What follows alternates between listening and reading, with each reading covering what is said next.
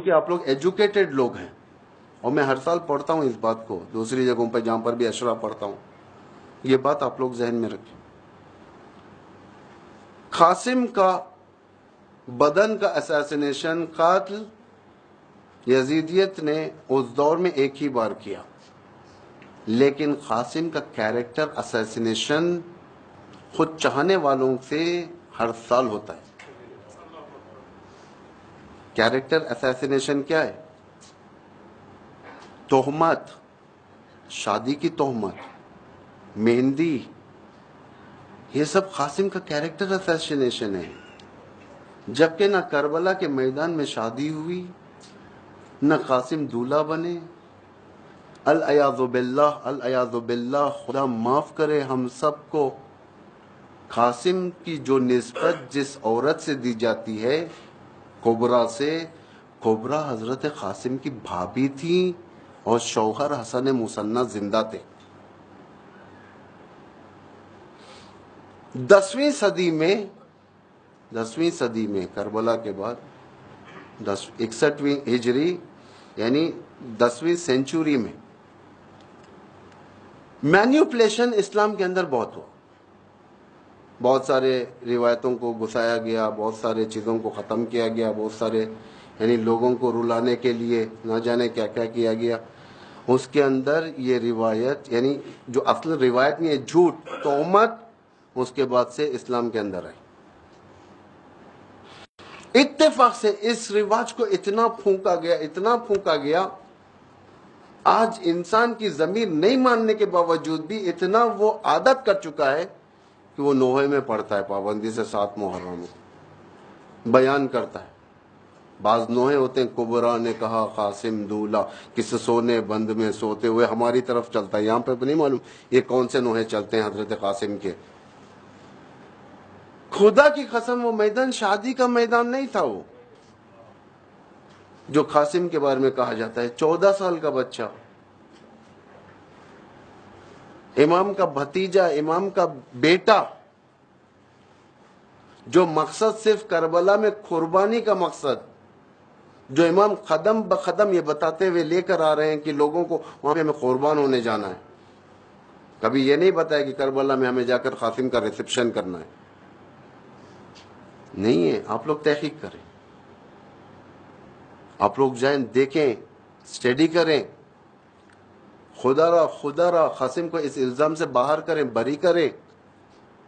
یہ کیریکٹر اساسینیشن ہے ایک امام کے فرزند پر۔ امام حسین کا سر نیچے ہو جائے گا۔ جس امام حسین کی بیٹی سے نسبت دیا جا رہا ہے، وہ بیٹی امام حسین کی حسن مثنیٰ کی بیوی ہے۔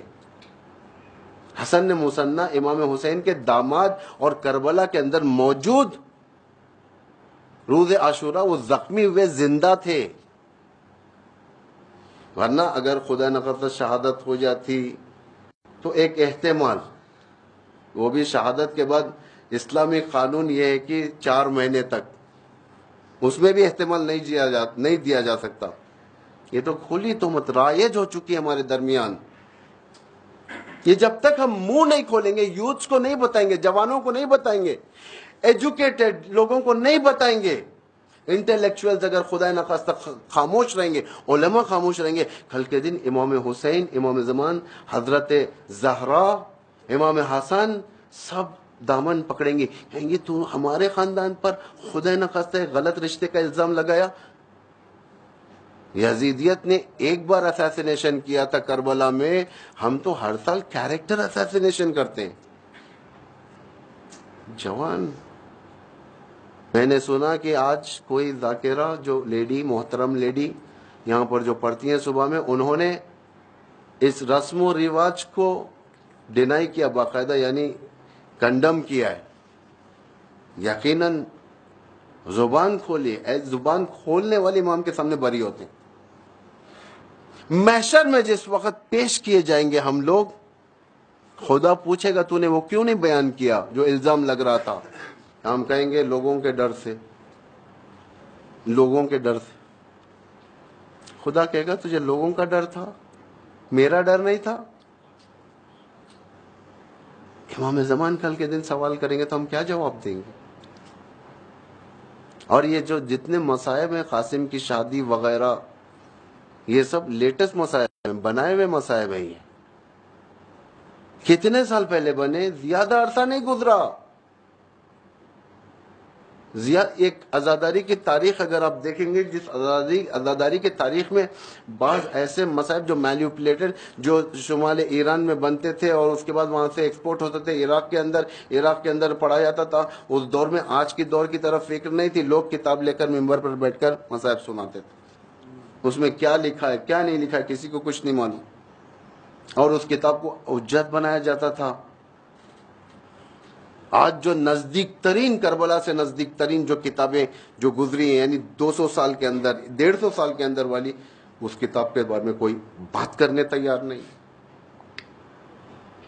اس سے زیادہ نہیں بولوں گا میں، لیکن درود اس لیڈی پر، اس محترمہ پر جو یہاں پر عورتوں کے اندر بیان کی، کیونکہ عورتوں میں زیادہ رسم ہے یہ مہندی کا. کہاں سے ہے مہندی کربلا میں؟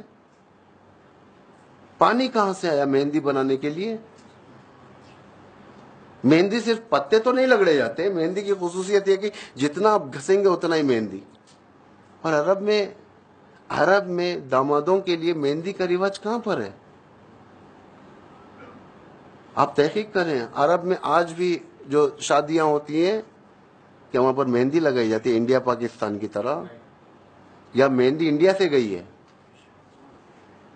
یا مہندی کئی ایسی جگہ سے گئی ہے، مثلا انڈیا، سری لنکا، رسول کے امام حسین کے پاس کربلا بنا کر لے گئے، وہاں پر کربلا میں جا کر لگا دیا. توجہ کریں، تحقیق کریں، آپ لوگ خدا را تحقیق کریں.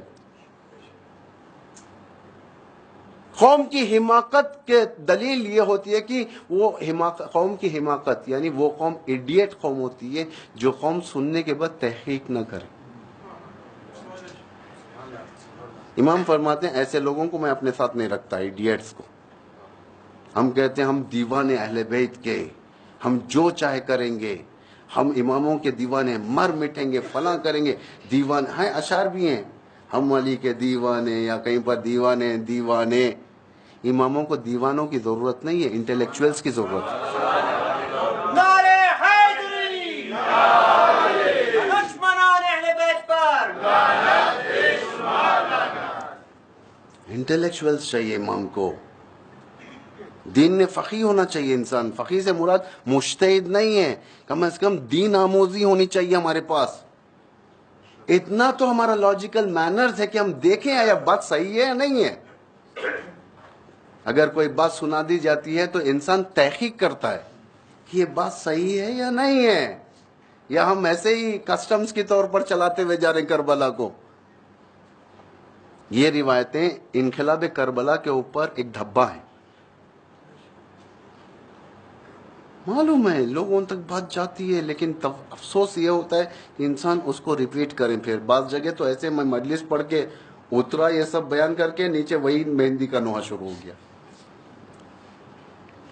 ہمارا کام ہے وما علینا الا البلاغ المبین، علینا البلاغ و علیک البلاغ و علینا الحساب. اللہ کہہ رہا ہے تیرا کام ہے پہنچانا، حساب میں لے لوں گا.